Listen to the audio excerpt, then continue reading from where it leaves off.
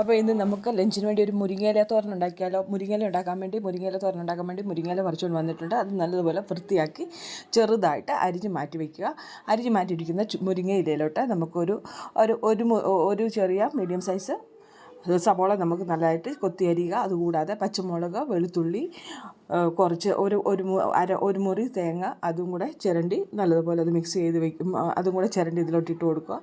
ആവശ്യത്തിന് ഉപ്പും മഞ്ഞളും ഒരു സ്വല്പം മുളക് പൊടിയും കൂടെ ഇട്ട് അത് നല്ലതുപോലെ ഇച്ചിരി എണ്ണയും കൂടെ ഒഴിച്ച് നല്ലതുപോലെ മിക്സ് ചെയ്യുക. കൈ കൊണ്ട് നല്ലപോലെ അത് മിക്സ് ചെയ്തെടുക്കുക. അത് മിക്സ് ചെയ്തിട്ട് ഒരു 5 മിനിറ്റ് അത് അങ്ങനെ തന്നെ വയ്ക്കുക. ആ സമയം കൊണ്ട് നമുക്ക് ചൂടായിട്ടിരിക്കുന്ന ചീനിച്ചട്ടിയിലേക്ക് കുറച്ച് കടുകിട്ട് പൊട്ടിക്കുക. കടുക് പൊട്ടി വരുമ്പോഴത്തേക്കും കുറച്ച് അരി, നമ്മുടെ ചോറ് വയ്ക്കുന്ന അരി അതെടുത്ത് അതും കൂടെ ഇട്ട് കൊടുക്കുക. അത് നല്ലതുപോലെ പൊട്ടി വന്ന് നല്ലതായിട്ട് വറുത്ത് വന്നിടുമ്പോഴത്തേക്കും അതിലേക്ക് നമ്മുടെ കരിവേപ്പിലയും കുറച്ച് ഉണക്കമുളകും കൂടെ ഇട്ട് അത് നല്ലപോലെ ഒന്ന് ഫ്രൈ ആക്കി എടുത്ത് അതിലേക്ക് നമ്മളിവിടെ തയ്യാറാക്കി വെച്ചിരിക്കുന്ന നമ്മുടെ മുരിങ്ങയില, മിക്സ് ചെയ്ത് വെച്ചിരിക്കുന്ന മുരിങ്ങയില ഇട്ട് കൊടുക്കുക. മുരിങ്ങയില ഒന്ന് തട്ടിക്കൂട്ടി വെച്ച് അടച്ചു വയ്ക്കുക. ആ മുരിങ്ങയിലോട്ട് ഒരു സ്വല്പം വെളിച്ചെണ്ണ ഒഴിച്ചു കൊടുക്കുക.